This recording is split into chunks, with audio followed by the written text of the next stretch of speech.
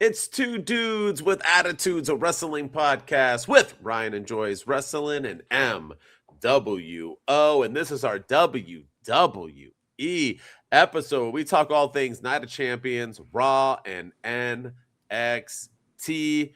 Ryan, are you ready? It was kind of like a action-packed, uneventful, eventful, what the hell is going on WWE week, man. It's like a typical Triple H booking session. Yeah, it had the highest of highs, it had the lowest of lows. It had some really fun moments and some really, head scratching moments as well. So yeah, we got to get into it, man. There's a lot to break down for sure. There really is. So let's do it, man. Hit that music. Let's go. As soon as I can find it. Here we go. Two dudes with attitudes, let's go. It's the two dudes and our attitudes ruthless, aggressively speaking, so let's do this. We're Ryan and Denton, they here to get your attention. The 5-star broadcast shit, start to the ending. Whether it's the E or it's all Lee, the two dudes with the attitudes that bring the heat. Get the point, yeah, it's on, time to lock in. Listen to the podcast where they get it poppin'.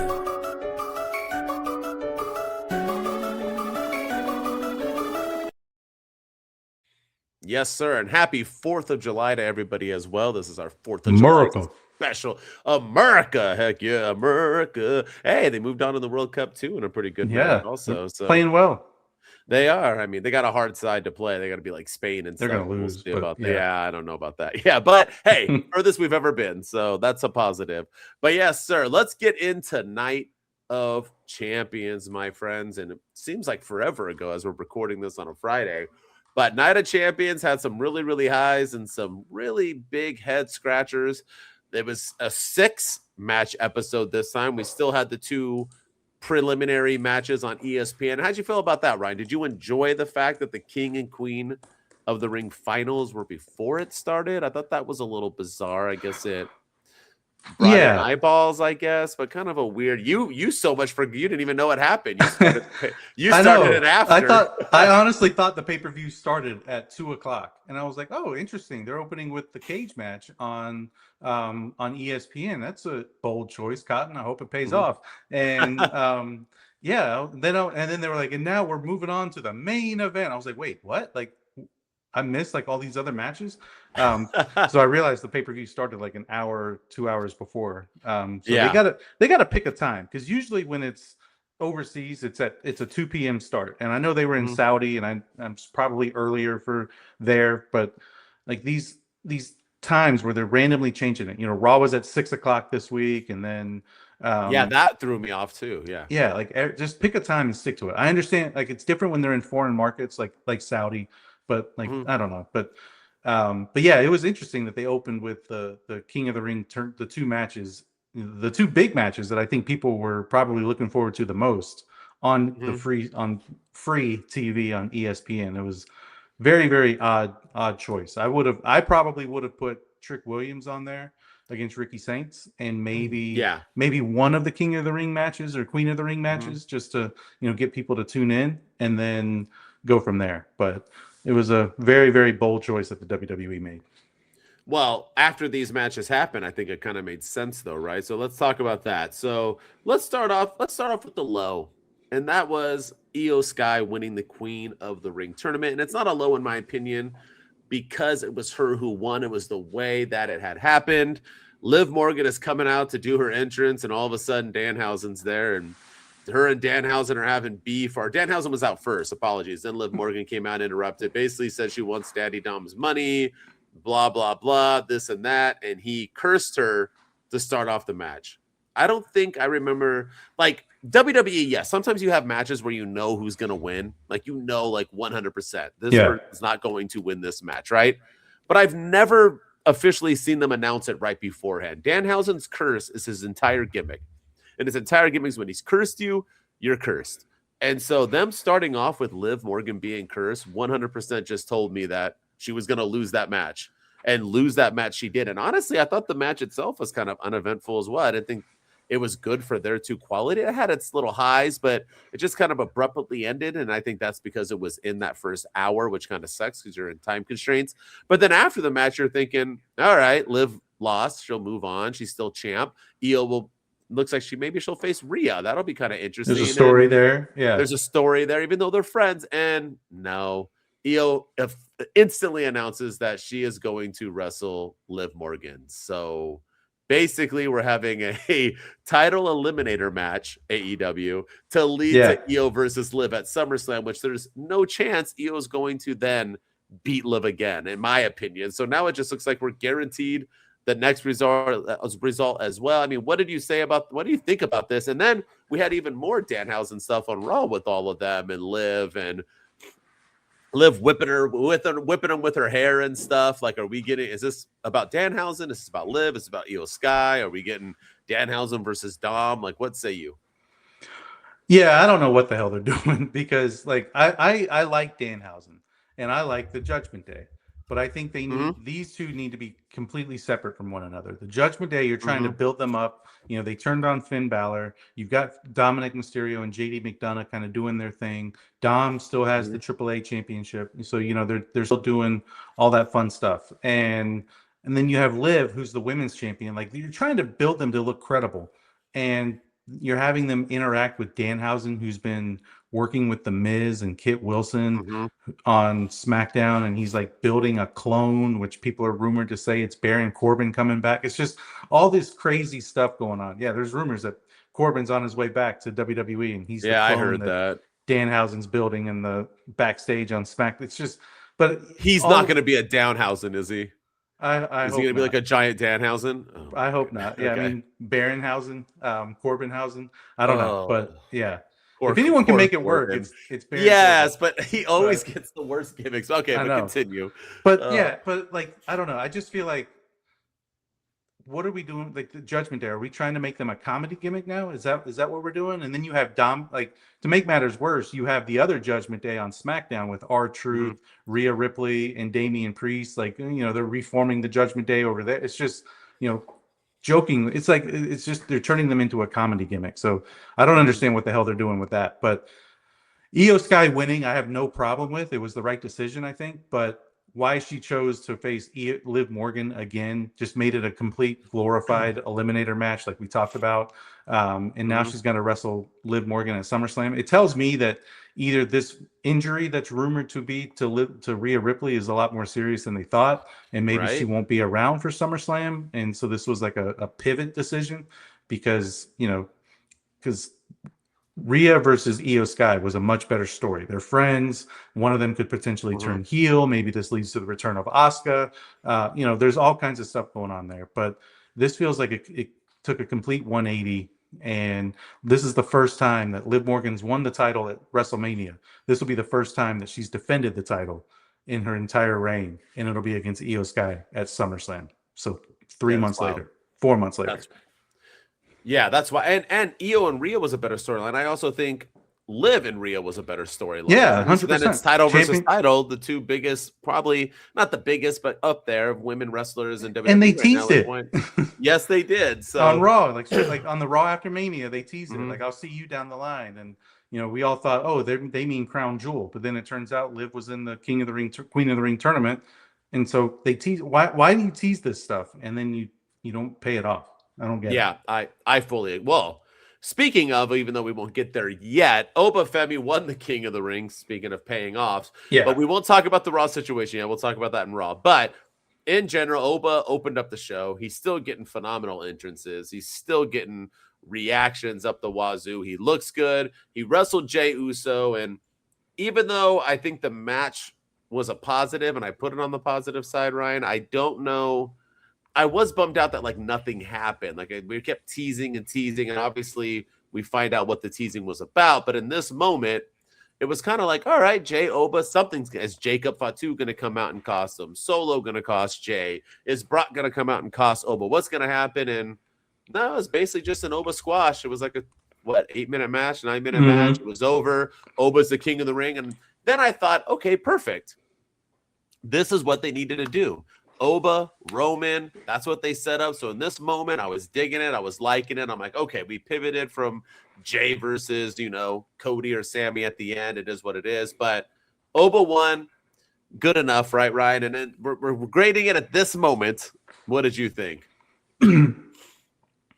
At the moment, I thought it was a B plus. Yeah. I thought it was I was, like you said, I was more surprised at the fact that, not the fact that Oba won, because I think it was pretty much almost guaranteed he was going to win, unless there were like shenanigans from Brock. Yes. But when Brock didn't come out, I wasn't surprised at all that Oba got the victory. It was Mhm. more of the fact that nothing happened. There was no story advancement with Jey Uso, because Roman sent Jey to go win the King of the Ring tournament to compete with Cody Rhodes and take that title off of Cody.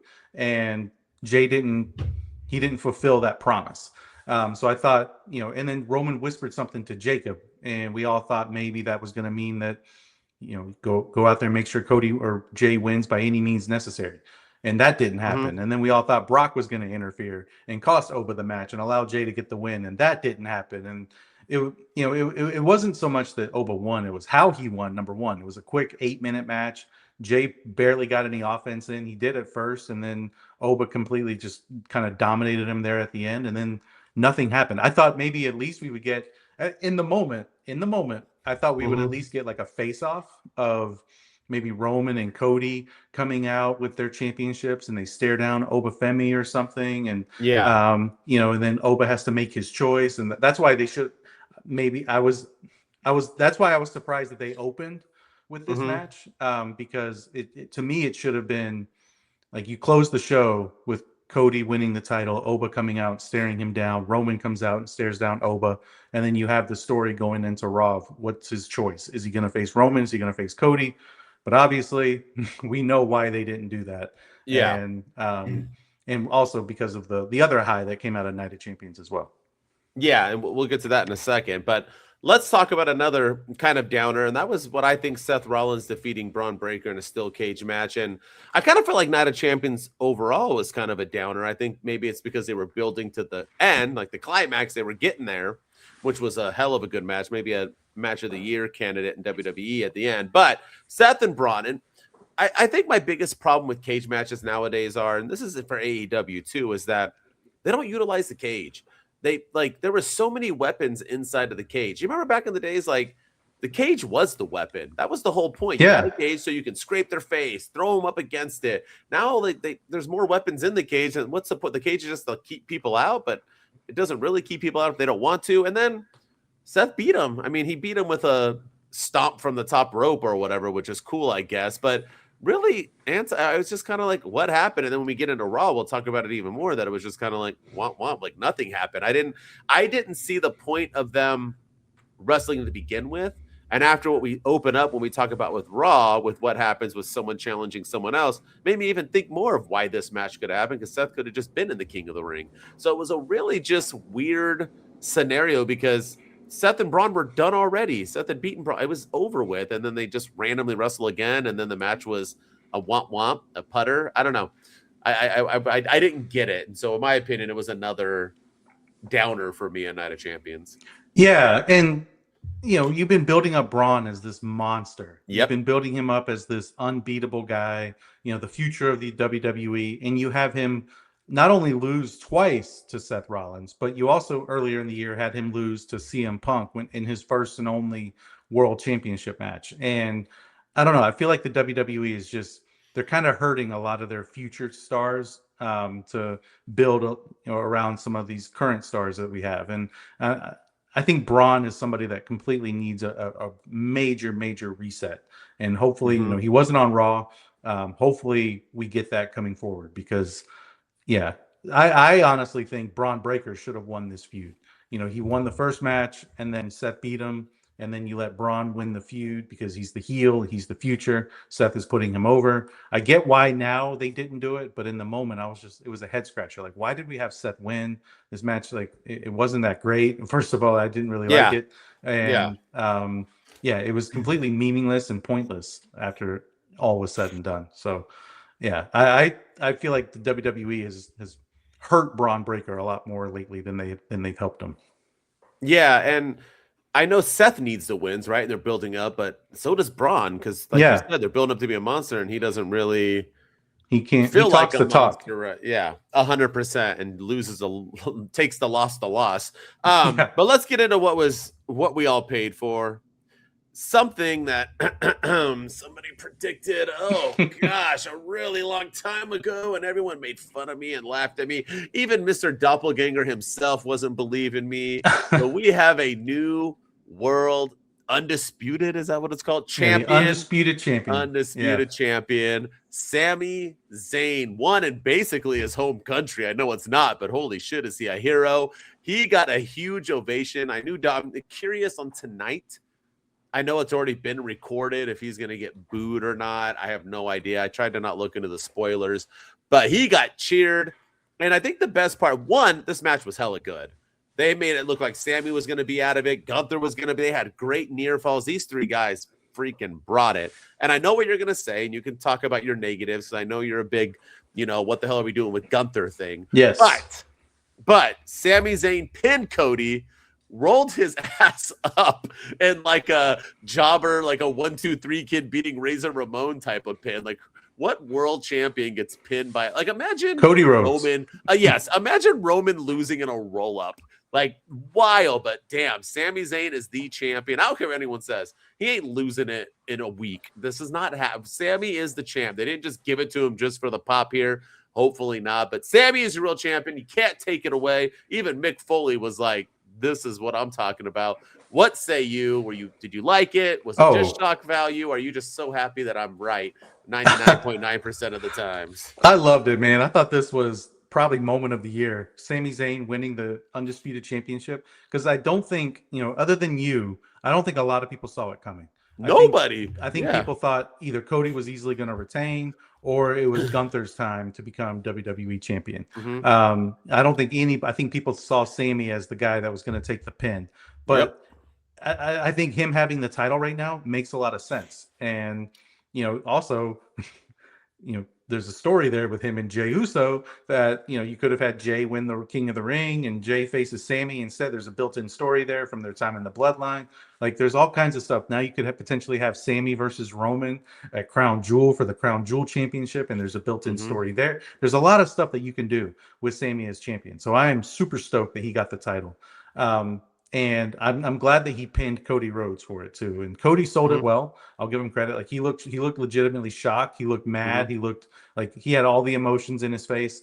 My only gripe is what they've done to Gunther. We talked about Braun Breaker earlier, how the WWE needs a reset with him. Gunther literally moved from Raw to SmackDown, beat Seth Rollins at WrestleMania, made a deal with Paul Heyman to go to SmackDown so he could get an Undisputed Championship match, lost to Cody Rhodes, lost to Cody Rhodes, lost to Cody Rhodes and Sami Zayn. And this is the same guy that just made John Cena tap out back in December, ended AJ Styles' career earlier in the year, and also ended Goldberg's career late last year. Like, he was the career killer. And now this is the guy that he can't beat Cody Rhodes. He can't win the world title after 3 tries. It's just like, what are we doing with this guy? Don't get me wrong. I'm super excited for Sami. I love what they're going to. I hope he has a long reign with it. He's my favorite wrestler in WWE. He is, his character right now is off the charts with, kind of the slow burn to the heel turn, the last real good guy. Like, everything about him that he's doing right now is great stuff. He's the most must-see act on SmackDown at the moment. Him with his promos with Cody and everything. Like, as dull as SmackDown has been, Sami Zayn has been a shining star on that brand, and I'm super pumped for it. But I just don't like what it did at the expense of Gunther. I fully agree with you on that. I kind of just wanted to ignore that part because that's what WWE does, and they almost fumbled it with Oba. Maybe they did. We'll talk about that on Raw. But you build this guy up. I mean, he retired Goldberg, retired Cena, retired AJ, beat Seth Rollins. I'm pretty sure the last time Seth Rollins lost. And now he's just losing title match. And I remember Royal Rumble. I told you. He beat, who did he retire at Rumble? Was that AJ or was that AJ? Yeah. AJ. So retired AJ. Ever since then, man, womp womp. He lost at the Royal Rumble, and I said that you can't have him. Why put him in the Rumble? It was so stupid. They put him in at 30 as a special, and then he lost, and that took away his aura. And now he did beat Seth, but nobody cared about the match, so nobody even probably. It was built with like 2 weeks before. Yeah. Yep. Because they had nobody else to go. Because supposedly Brock didn't want to wrestle him or whatever else, and now we're where we are now. But yeah, dude, Gunther, man, moved over to take over and has done absolutely nothing. And then is it Nick Aldis who he got in a scuffle with? And now he's suspended. So now that means they're lost. That means they're like, shit, I don't know what to do with this. Let's just like have him off TV for a little bit and we'll bring him back hopefully as a new legend killer. I don't know. It's yeah. I think we knew this was going to happen when he was the one picked to retire. John we said Cena. it. Yeah. We said they're going to fumble it. They are going to. He's the Wardlow of WWE. But let's get into Monday Night Raw because a lot of shit happened on Monday Night Raw and a lot of it wasn't good. And let's start off with the wasn't good. And actually, I'll let you start off with it. Monday Night Raw's opening. You take it away because you did a TikTok about it, what you felt. Let's hear it. You go. I made a couple too, but I want to hear yours. Go ahead. Well, how did Monday Night Raw open? So Monday Night Raw opens with the ruler coming out, holding his crown, not wearing it, holding it. Holding it. Yeah. Like the Cowardly Lion in the Wizard of Oz, just holding that crown. But he comes out and he does a strut and things are looking good. And he comes in, he says that, I'm a ruler and now everybody can call me a king. And it was a great, great moment. And then he was like, and it sounds like I have a decision to make. And then that's when Brock Lesnar's music hit. And Brock Lesnar came out with Paul Heyman by his side. And Brock Lesnar looked jovial. He looked happy. He admitted in his promo that he doesn't watch the product, which I thought was a weird line to say. It was like, everybody knows I don't watch the product. And it was just like, okay, it's weird. Paul Heyman was just like yelling, like, I love the promo, like in the back. It was just all of it was just kind of weird. But, Brock Lesnar said that, I don't watch the product, but Paul Heyman tells me that you've been calling me out, and you've been really good about calling me names. You called me a coward and you called me a bitch, and you talk shit, you get hit. And then he low blows or he kicks Oba Femi. He kicks him, not hits him. He kicks him, by the way. Yeah. You talk shit, get hit. Why not talk shit, get kicked? Why didn't he say that? But I know. Yeah, he kicked him in the ding ding. And Oba goes down, and then Brock leaves, and Oba gets up and says that this isn't over. I challenge you to a match. Like, let's do this if we're gonna do it. And Brock says, okay, fine. I'll accept your challenge at SummerSlam. Let's make it happen. But I'm gonna one up you. Hell in a Cell. And then Oba Femi gets up and accepts, and then says, you're still a bitch, and drops the mic. And then we get to the backstage, and Adam Pearce he's looking at him like Harry or Lloyd looked at Harry in Dumb and Dumber and was like, do you realize what you've done? And Oba's like, yes, I know that the world title will always be there. But this is something that has to be done. I have to finish this with Brock. And Paul Heyman's over there glazing like, this is bigger than the world title. This is your main event. Brock Lesnar versus Oba Femi in the Hell in a Cell SummerSlam. Like, he was selling it. And Adam Pearce kind of looked like, he's kind of got a point. And then Paul Heyman says, I'll say it for you, Adam. Thank you, Mr. Heyman. And then he walks off. So apparently we're not getting Oba Femi versus Roman Reigns at SummerSlam. As of this segment on Raw, we're not getting Oba Femi versus Brock Lesnar or at Roman Reigns. We're getting Oba Femi versus Brock at SummerSlam. And I think I don't think we need it. I'm going to be like, I don't think we need this match. We've already seen it. Happened at WrestleMania. He retired him. It was a beautiful send-off for Brock. It was a great rise up the ranks moment for Oba. And then Brock came back randomly on an episode of Raw.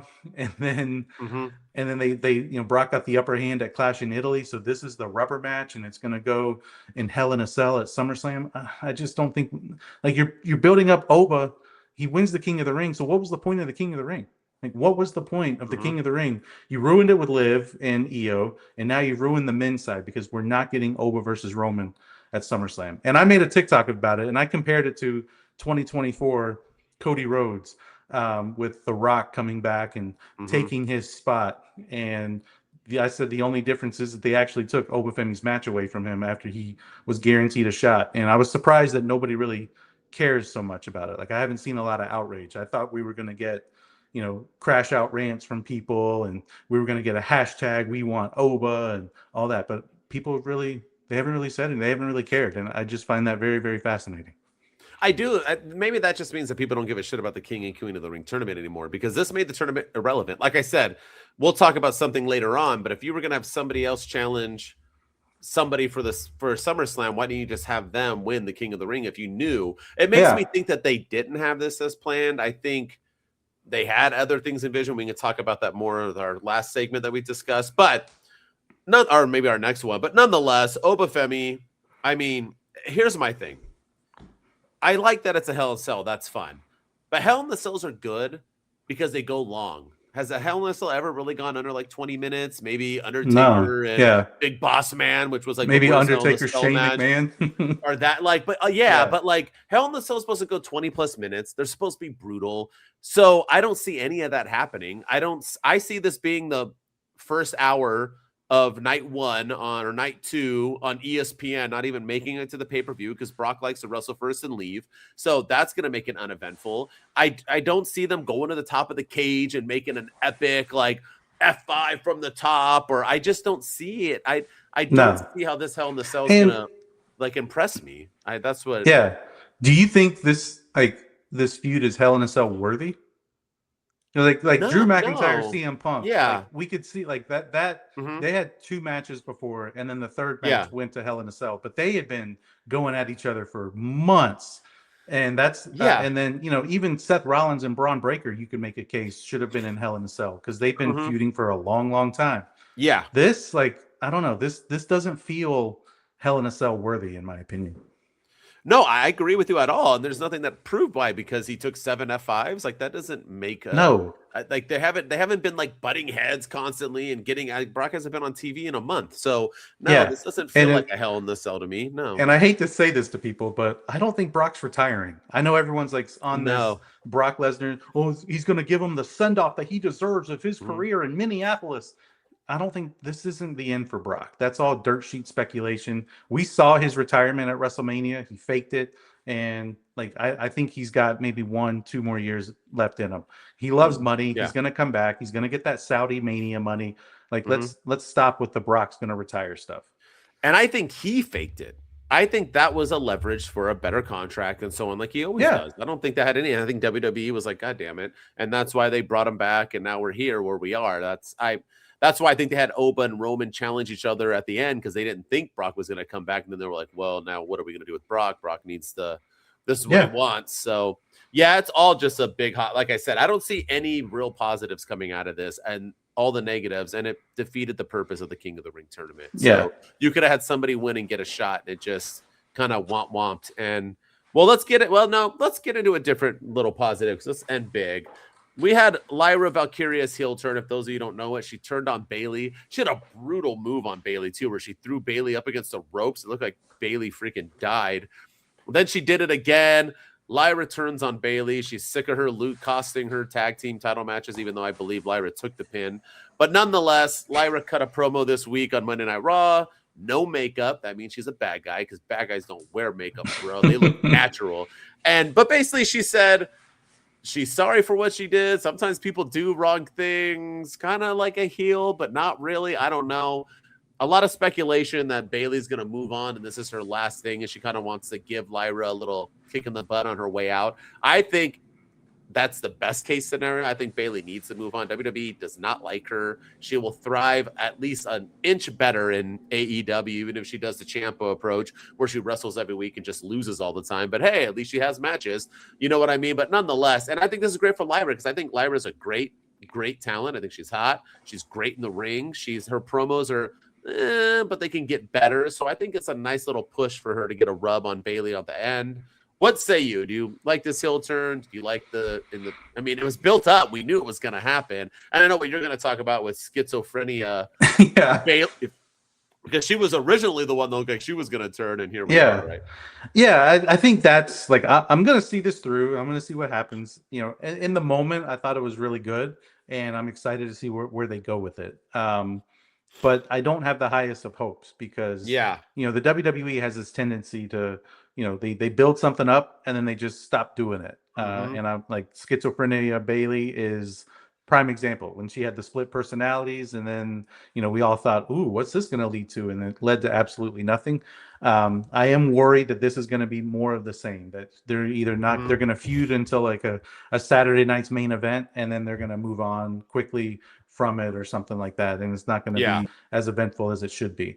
But I do like what they're doing. I think this is a great, I miss the days. I was thinking about this driving to work the other day, but I miss the days of just a good old fashioned grudge match. Everything in like WWE these days is either for a championship or it's like a tournament final or it's, it's like some sort of retirement career match. It's not just an old fashioned like non-title fight. And I think that's what we're going to finally get with Bayley and Lyra. So I am excited about that because I don't remember the last time we saw one of those. Yeah, I fully agree. And hopefully it will be that. I mean, obviously that brutal beatdown put, Bayley on the shelf for at least a couple weeks, but I'm excited to see her come back. And if she doesn't leave, hopefully this will give her a boost to at least putting someone over. But I think so too. I mean, Mercedes Moné at the Forbidden Door press conference literally name dropped Bayley as somebody she wants to wrestle in AEW in the future. And I think that was like a sign that, they teased. CM Punk cut a promo and was like, you guys just have to wait a couple more weeks for Bryan Danielson to come.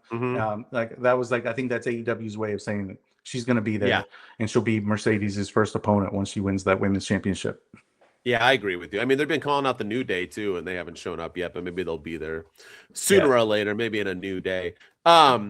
That last L, in my opinion, is the Vision, man. I don't know what we're doing with the Vision. Braun takes the L in the cage match against Seth Rollins. We follow that up with Paul Heyman being backstage, and Austin Theory's like, "Hey, what's up, Paul?" And Paul's basically like, "Figured out be at ringside for my match, right?" Yeah, and he's like, "What did he say? Something like you can suck a dick, dude. See you later, bro." Yeah, like left him hanging. And then he goes out there and gets punked by Joe Hendry, then loses to Joe Hendry in like 3 minutes. Then he goes backstage, and him and Maxine don't look like they're going to work out anymore. We don't see Braun. Logan Paul's injured, and Logan Paul. Seth has left. Bronson Reed, I think, is dead. So we have no, what did we do? And I get it. The Vision is we're falling apart because of the injuries. They had injury after injury, and everything was they couldn't have the Seth matches that they wanted, and this and that, and blah, blah, blah. But damn, dude, this was out of nowhere. This made me even more so why Seth wrestled Braun Breaker. What was the point then? We could have had Braun do anything, and I just don't know what we're doing here. And I didn't have it on my bingo card that the Vision would die before the Judgment Day would. Judgment Day's still around. Vision's already dead. And Paul Heyman was just on Chris Van Fleet, and he was praising the Vision. And then that was the last thing he talked about. And then he was on Raw the next time, and he was like, "F you, Austin Theory." It was all just kind of weird. I don't know if they just came up with this at the beginning of Monday Night Raw. And we're like, "Yo, Vision's done. We gotta," but there's no way around it. I mean, they just lost the tag titles too. Yeah, that was the other thing. They lost the tag titles the Raw before to the Street Profits. So there is no purpose. There is no vision anymore with the Vision. No, there is not. Yeah, I don't think not that there ever really was ever since Seth went down. But it's just been, I don't know. It's a sad ending to what I thought was a decent faction. Maybe we're wrong. Maybe Bronson Reed will come back, or Braun Breaker will come back next week, and maybe we'll get some answers as to why Paul Heyman's buddy with Brock. Maybe Braun is Brock's next opponent because Braun Breaker's like, "Hey, what WTF, Brock or Paul? Why are you hanging out with him? I could have used you, and, against Seth. Maybe that's what we're leading to. I don't know, but I just, Braun lost at at Night of Champions. We didn't see him on Raw. How do you not have him on the show? I don't get, again, what are they doing with Gunther? What are we doing with Braun Breaker? And now you just completely screwed the Vision over in a big way. Yeah, I fully agree. Very, very weird. Can they get saved? Yes, but it doesn't look like it. No. And the icing on the cake with everything we're talking about, Roman Reigns comes out with Jacob Fatu to close down Monday Night Raw. And I think this was a high because if you're not going Roman, Oba, where else should you go? But this pretty much solidified Oba's not wrestling Roman at SummerSlam. Roman's not pulling double duty. So Seth Rollins came out, cut a pretty damn good promo. And basically the gist of it is that Roman has never beaten Seth. And that's where we're going. And though there's probably a 1% chance Seth beats Roman at SummerSlam, they are wrestling for the title there. Seth has moved on. And this is what I was saying. If you had this plan, why not have Seth in the King of the Ring tournament? He could have won, and then he lost. Yeah, I know, but that's what I mean. Why not? Why not have him in it to win it? It makes no sense. And in between this too, just so you know, because you were talking about maybe we get Roman, and Sami later. Jey Uso did say on Monday Night Raw that he's gonna confront or challenge. Yeah. So Sami the loser Zayn at SummerSlam. So the loser gets a title shot too. the The title loser of shot, King of the yeah. Ring. So we'll see what happens. But what say you? What'd you like about this? I did like Roman standing there though with Jacob Fatu behind him. Jacob, remember it was him and Solo, and I never felt Solo looked that intimidating, even though I love Solo. Jacob looks intimidating. He does look pretty badass just standing behind Roman, like ready to attack whenever he wants. Yeah, no, I thought, and Jacob didn't say a word in this promo either. He just looked like a badass, like try me, Seth. Like, so I did like that. You know, when this watching this in the moment when Roman came out and he cut the promo, he was basically telling everyone to Atlantic City to acknowledge him, and then we hear "Burn It Down." I was kind of like, oh, like because I really thought we were gonna. I thought the lights would go out and we would get Oba, and you know maybe we get the news that okay, like he said the world title will always be there, and it was all a ruse, and Oba is gonna go after the world title, and he is gonna pull double duty. But when "Burn It Down" hit, I was, you know, and I even made a TikTok saying I wanted this to be the main event of SummerSlam because I still think it should. And I'm glad that we're getting it because these guys have unresolved issues and they've never really settled it in the ring. Not with, you know, they've always had CM Punk involved or they've always had like a member of the Vision involved, but we've never seen them really go one-on-one in a long, long time. So I was super pumped. I thought Seth's promo was okay. I had some problems with it because I don't feel like the promo that he cut fit his character. You know, like the character that he's been building, like I hate Roman Reigns. This guy wouldn't team with the Bloodline with Roman Reigns because Roman Reigns was in the match at War Games a couple of years ago. Instead, they got CM Punk. This guy took Paul Heyman away from Roman Reigns because he hated Roman Reigns. He got mad at Cody Rhodes because Cody Rhodes teamed with Roman Reigns at Bad Blood a couple of years ago. It's just like he has this hatred for Roman Reigns, and he comes out and he's like basically glazing Roman Reigns. You are the best, Roman. You know, your WrestleMania streak will never be broken, and you know you're pretty good, and this is the best you've ever been. Now he did say pretty good. He did say like you've never beaten me, and you know the last time we were in the ring, I beat you technicality because you know Roman got DQ'd because he choked you out, but you know it was just. You're the last 4 years you've been on the run of a lifetime, and it's just he was just glazing him. And what do you say, brother? We got the new guys trying to kick the old guys out, and we're those old guys now. We can't let that happen. It was just very, very strange. Like it didn't fit the character of Seth Rollins versus Roman Reigns that I thought we were going to get. I wanted like that. I hate you. You know, yes, I screwed you at WrestleMania and I would do it again. I screwed you last year at WrestleMania. He did a little bit of that, but then it went to, well, the new heads are coming in, and we were those guys once. We were the hounds of justice who were trying to get get rid of the old guard, and we were the new guys taking over, and now these guys are trying to take over, and they're trying to take it from us. What do you say we do it one last time? And it was just, I don't know. It was a lot of glazing for a guy who hates Roman Reigns. So that was my only gripe about the promo, but I am super pumped about the match. I think it'll be great. And I think it's the right, if you're not going to do Oba versus Roman, this was the right decision. Yeah, at least it makes sense, right? They got the history, and I like that they're going with the whole Roman's never beaten Seth. So I'm assuming Jacob will get involved in some. Just don't get TKO involved, and can't wait for Pat McAfee to come back and be in Team Seth, and we get Jelly Roll and Team Roman. And, my God, I don't think they're getting any of those people back. Jelly Roll ain't really a hit anymore, so hopefully not. Hopefully not. All right. Well, that was Monday Night Raw. Let's get into some NXT. And they did have a Great American Bash pay-per-view, and we'll kind of cover both. But Kendall Gray, she defeated Lola Vice. I was a little surprised, not in the sense that I didn't think Kendall Gray deserved it, because I feel like she's kind of what the new, you know, flavor of the week is. But I didn't think Lola had it for that long. I thought they kind of gave her a short little run. It was kind of uneventful, but nonetheless, she lost it. Kendall Gray is a new champion, and she cut an opening promo that I kind of liked on NXT. She talked about how she was a wrestler. She's a ass kicker, and when she's in the ring, nobody does it better, but when it comes on the mic, she ain't that great. She's always nervous, and I thought she cut a good promo. It was heartfelt. The crowd liked it, and we find out later on that it'll be Kalani Jordan next up for her title match, which I like as well, because Kalani Jordan's kind of always been in the North American title. You know, I don't know if it's the right timing, because I don't think Kendall Gray is going to lose already, but nonetheless, I like it. Kendall Gray, new champ. Kalani Jordan up next. I don't know what they're going to do with Lola Vice. Is she moving on now because her and Damian Priest are dating, and maybe that's why? I don't know. But what say you? What do you think about the match at Great American Bash, or promos, so on, and everything else? Yeah, I mean, you hit the nail right on the head. I was completely surprised that they took it off of, that they took it off Lola so Vice, quickly, yeah. and Kendall Gray is the champ. And I think it was a good decision. I thought they had a great match at Great American Bash. I thought, I will say, for Great American Bash being on the CW for the first time, I thought they knocked it out of the park. I thought it was a great show, a great debut on the CWs for them. Yeah. So kudos to them for putting on a good show. But I don't like the commercials, but I guess they have ads anyway on WWE. So what's the difference? I guess. Yeah, I mean it's WWE. Don't worry, there's gonna be people that glaze the commercials in other videos. They're a business; they have to make money. It's called a pay-per-view. You have to pay for it.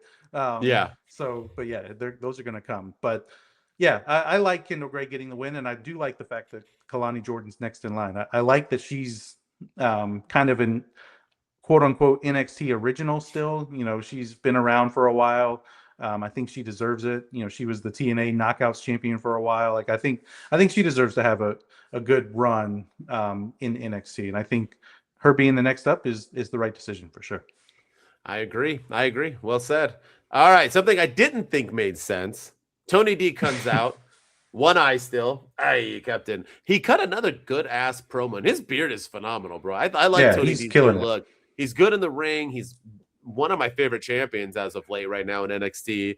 And he comes out, cuts a promo, and then he gets attacked by Naruku once again. I guess it's going to be him and Naruku next. Maybe Naruku will get a title shot on an NXT, and it won't be that big of a deal. But and then they'll take it away from him, and but make it make sense. Like, what are we doing? What are we doing? Like, Tony D just defeated this man after this man blew up his face like the night before. He wrestled with one eye and beat you clean. What makes you earn another because you jump him? Like, it's like we'd had no other there's no one else in the back that can wrestle Tony D next. Really, it caught me by surprise. I'm like, dude, we gotta earn shit here. Like, we don't, in AEW doesn't, anybody can earn a title shot against MJF right now. He's wrestling Cans. He's wrestling Mark Briscoes. And now we got Tony D and NXT wrestling Naruku. Okay, that was fun. Now he's wrestling him again. And the funny part is the guy Naruku beat to get to Tony D hasn't won since. He's jobbing now in WWE and NXT. So what are we even doing there? I was just confused. I don't know. They had a good match, so maybe it'll be fun again, but I don't get how you can justify another title match when you just lost to a one-eyed guy clean. Yeah, that didn't make any sense to me at all. That was a boneheaded decision. At least cheat or something get some sort of, maybe win by DQ or something to at least earn your match. But yeah, now Tony D's gonna have two eyes, and that's gonna he already beat you clean with one eye. Like, what makes him think that he's gonna lose with two? Like, it doesn't make any sense. This match was, the match at Great American Bash was okay. It wasn't my favorite match on the card. It wasn't and it opened. What are we doing? Yeah, I was like, what are we doing here? Yeah, I get you're trying to get people to watch on the CW, but still, that was a questionable decision. Like, that's your main title, and but yeah,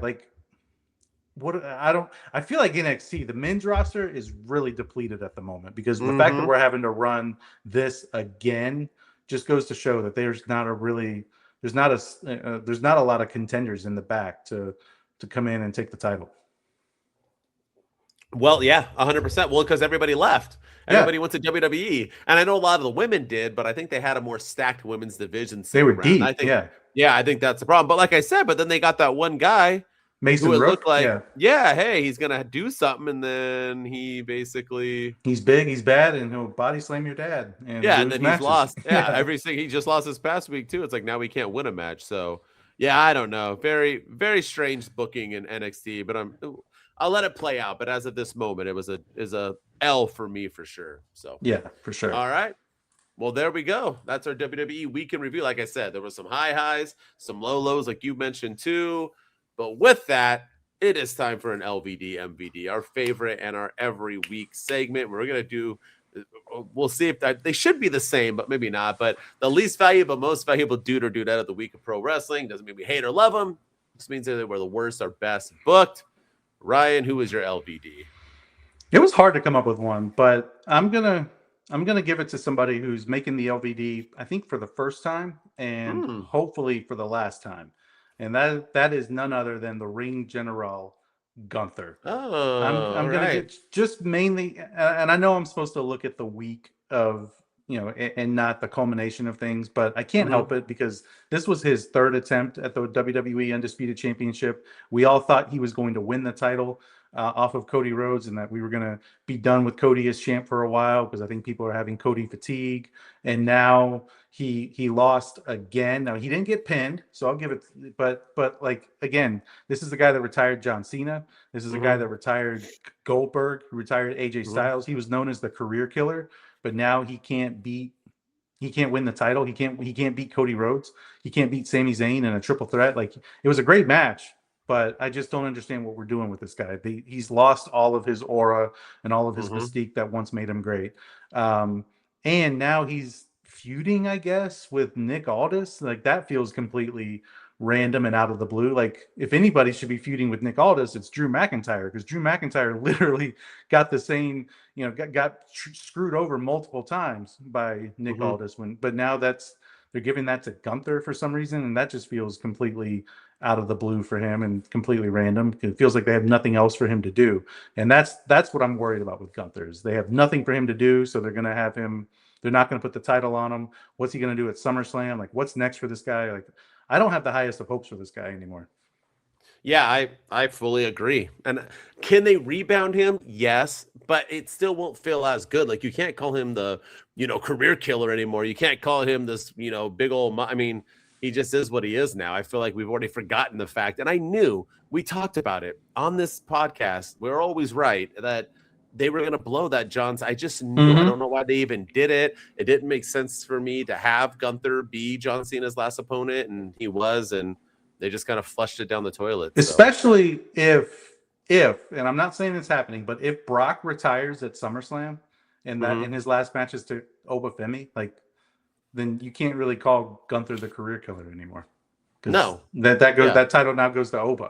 Yeah, so, yeah. But I don't even know if that's going to happen. I think it's not. I don't think it will. But yeah, if it does, if it does. All right, my LVD is a little bit different. I'm going with Austin Theory. This guy's been taking L's, man. I mean, he won the tag team championship. He paired up with Braun Breaker, lost it instantly. Then this week he goes on and is basically a afterthought. He gets punked by Paul Heyman, who treats him like a damn scrub. Paul Heyman wouldn't have done that to Braun Breaker if Braun Breaker asked him if he was going to be in his corner. Then he gets pretty much not the girl when Maxine Dupree looks like she's going to move on. And then he lost to Joe Hendry, of all people, after coming out like a tough guy. No one was there to save him. And not only that, but it's just, like you said, adding in the history as well, where this is what Theory is like fourth attempt at trying to be somebody, and it just keeps failing. And I don't know what they're doing. I don't know why they don't believe in him. I feel like he's got talent. I've always been an Austin Theory guy, but it's looking like they got nothing for him. And now, I mean, how is he going to do a restart again? If the vision's done and he's done, what are we doing here? I see him getting the Zack Ryder treatment where he'll just be wrestling on Main Event and collecting a paycheck and traveling to do live shows. And if even that, really, man, I can see him next on to be released. If that's another, yeah.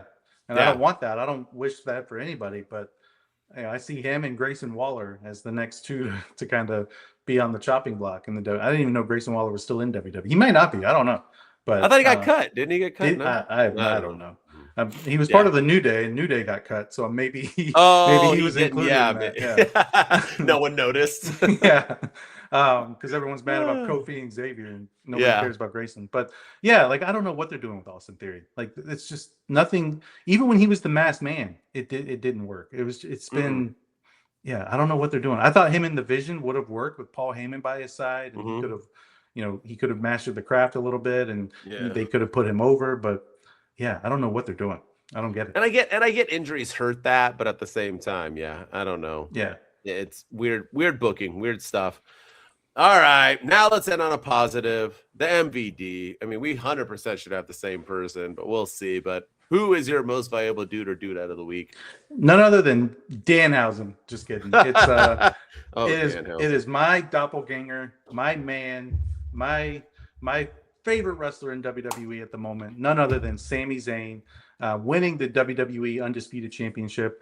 You're the only one that saw it coming. I didn't even see it. I thought Gunther was going to take it. I thought maybe Cody was going to retain, and we were going to somehow get the Punk and Cody at SummerSlam, and that still might be the direction they go, but maybe no title. I don't know. But yeah, I'm super pumped for Sami Zayn, and I really hope that they give him a long championship reign. Like, I want him to hold it for 3, 4, 5 months. I don't want him dropping it after 2 weeks. I don't want him losing it.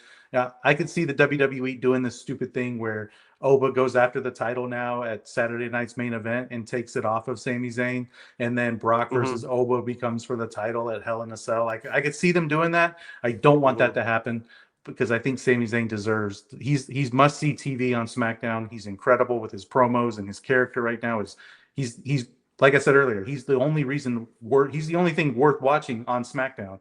And yeah, he deserves this run, and he deserves to have a long championship reign. So MVD, Sami Zayn, all day, every day. Mine as well. It only makes sense, and I hope he has a long reign too. He doesn't have to have it for a year, but get it for a couple months, few months, like Damian Priest had it. Just not 2 weeks. Yeah. Let's earn it. You know, he's worked so hard to get here, and like you said, there could be so much if he moves on from Cody after next week, after the SmackDown or whatever they're about to say. And then we get him versus Jey at SummerSlam. That would be fantastic, which they could set up for that, because it doesn't look like it's him and Cody. So then we get, Sammy versus Roman. We can do this whole, they're bringing back the bloodline, and who was one of the biggest members in the bloodline. Sami Zayn. Yeah, I feel like they can run with this and let him be a champ for a while and get Sammy versus Punk. Yeah, there's a lot of things they can do. Yeah. Everything. Yeah. So I agree, man. My MVD as well. So let's go, Sammy. Well done.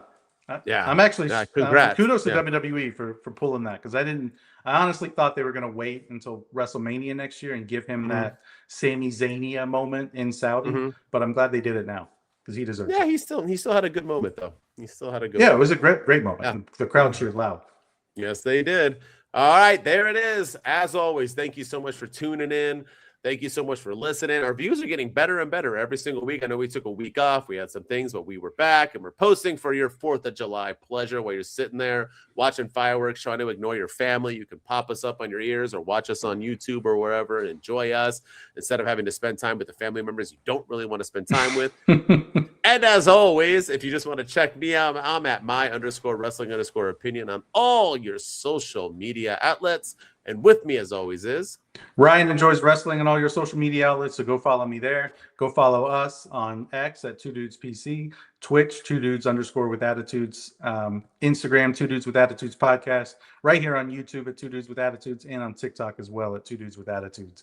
We're also on all your audio podcast platforms, so Apple, Spotify, you name it, we're on there. So go follow us, go subscribe. We're in the top 10% of all listened to wrestling podcasts. So help us keep climbing up the ranks and get us into that top 5% and even that top 1%. And the way to do that is by downloading, subscribing, rating us, reviewing us, 5-star reviews. And we appreciate all the love and support. We need all the help we can get, because this is our year, man. We're blowing up right now, and we appreciate everyone's love and support. I agree. Enjoy your 4th of July. Be safe. 2 Dudes Wolfpack, we out. 2 dudes with attitudes, let's go. It's the 2 dudes and our attitudes ruthless, aggressively speaking, so let's do this. We're Ryan and Denton, they here to get your attention. A 5-star broadcast shit, start to the ending. Whether it's the E or it's all Lee, the 2 dudes with the attitudes that bring the heat. Get the point, yeah, it's on time.